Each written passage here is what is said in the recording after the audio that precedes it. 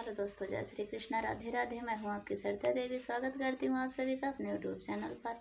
तो दोस्तों, आज मैं आप सबके बीच लेकर आई हूँ एक भजन कृष्ण जी का, पुरानी, बहुत पुरानी देहाती। आइए सुनते हैं। के चरावई मोरी गैया मोहन बिना, के चरावई मोरी गैया मोहन बिना, के चरावई मोरी गैया मोहन बिना, के चरावई मोरी गैया मोहन बिना, के चरावई मोरी गैया मोहन बिना। कवन रंग गैया कवन रंग बछड़ा, कवन रंग गैया कवन रंग बछड़ा, कवन रंग चरवाहवा मोहन बिना, कवन रंग चरवाहवा मोहन बिना, के चरावई मोरी गैया मोहन बिना, के चरावई मोरी गैया मोहन बिना। लाल रंग गैया सफेद रंग बछड़ा, लाल रंग गैया सफेद रंग बछड़ा, संवल रंग चरवाहवा मोहन बिना, संवल रंग चरवाहवा मोहन बिना, के चरावई मोरी गैया मोहन बिना, के चरावई मोरी गैया मोहन बिना, के चरावई मोरी गैया मोहन बिना, के चरावई मोरी गैया मोहन बिना।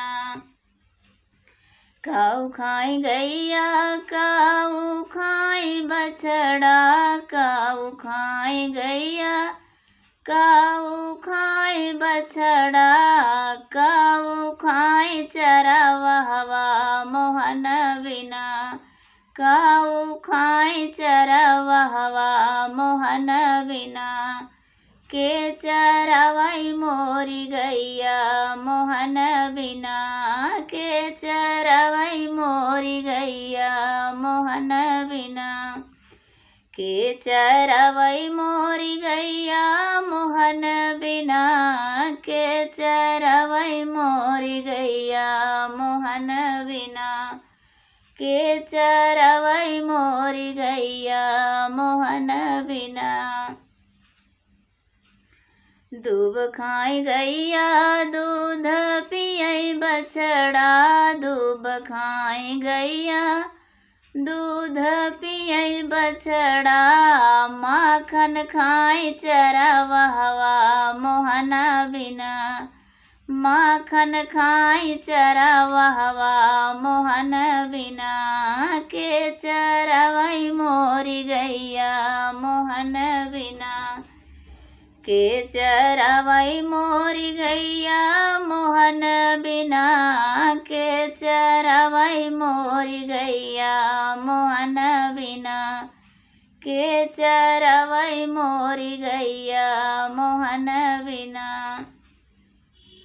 कहाँ क गाई गैया कहाँ क गाय बछड़ा, कहाँ क गाई गैया कहाँ क गाय बछड़ा, कहाँ क गाय चरवाहवा मोहन बिना, कहवा गाय चरवाहवा मोहन बिना, के चरावई मोरी गैया मोहन बिना, के चरावई मोरी गैया मोहन बिना, के चरावई मोरी गैया मोहन बिना, के चरावई मोरी गैया मोहन बिना।